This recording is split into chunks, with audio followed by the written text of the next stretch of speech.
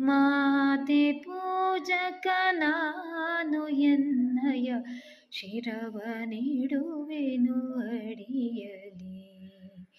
ನಿನ್ನ ಕೀರ್ತಿಯು ಜಗದಿ ಮೆರೆಯಲಿ, ಒಂದೇ ಆಸೆಯು ಮನದಲ್ಲಿ.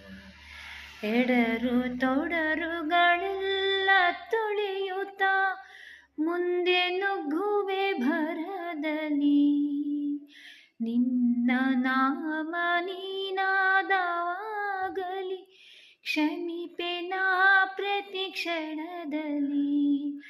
ನಿನ್ನ ಗೌರವಕ್ಕೆದುರು ಬರುವ ಬಲವ ಮುರಿವೆನು ಛಲದಲ್ಲಿ.